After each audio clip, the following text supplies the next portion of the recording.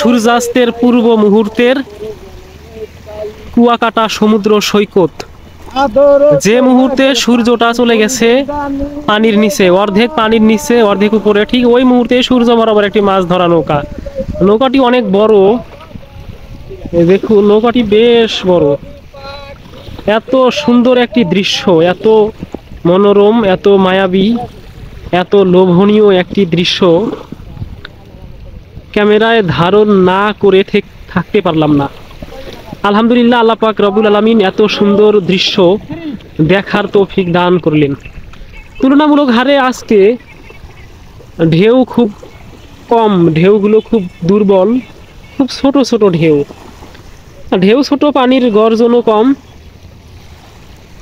মিলছে না গত দিনে আমি যেভাবে পানির বড় বড় ঢেউ দেখেছিলাম। সেটা অবশ্য এখানে না, সেটা হচ্ছে কুয়াকাটা যেখানে পর্যটন কেন্দ্র, মানুষ যেখানে এসে নামে সেখানে। আর আজকে আমি সেখান থেকে প্রায় 6 কিলোমিটার 8 কিলোমিটার পশ্চিম পাশে লাল কাঁকড়া এলাকা, চর লাল কাঁকড়া এলাকায় চলে এসেছি। সূর্যটা ইতিমধ্যেই পানির নিচে চলে গেছে, আর 1 মিনিটের মধ্যে সূর্য চলে যাবে পানির নিচে।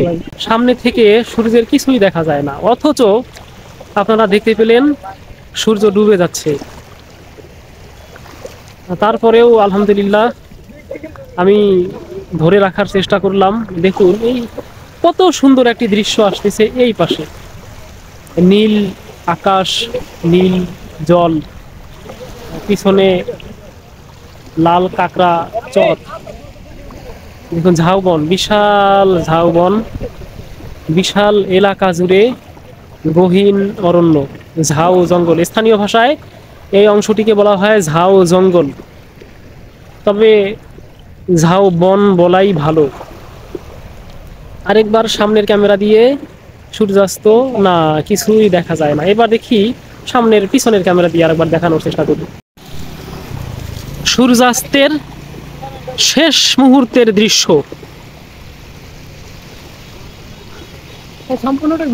আমরা দেখতে পাচ্ছি সূর্যাস্তের শেষ মুহূর্তের দৃশ্য। আপনাদের সাথে আছি আমি সুফি মোস্তফা রিপন, লালমনিরহাট জেলার অধিবাসী। হঠাৎ করে পানির ঢেউ বেড়ে গেল। এই কি রাজীব ভাই, হঠাৎ করে ঢেউটা বাড়লো না? মানে রাত হইতেছে আর বাড়বে না? হ্যাঁ, আমরা বিকেলে আসছি, ওই মুহূর্তে কম ছিল, ওই মুহূর্তে ঢেউয়ের মাত্রা একদম। মানে দেখুন ওই যে দূরে এলাকা, পানিটা, আমরা অনেক নিচে নেমে আসছি, মানে পানির ধার ঘেঁষে দাঁড়িয়ে আছি এই মুহূর্তে। আর পানিটা চলে যাবে ওই যে গাড়িগুলো যাচ্ছে ওই এলাকা দিয়ে।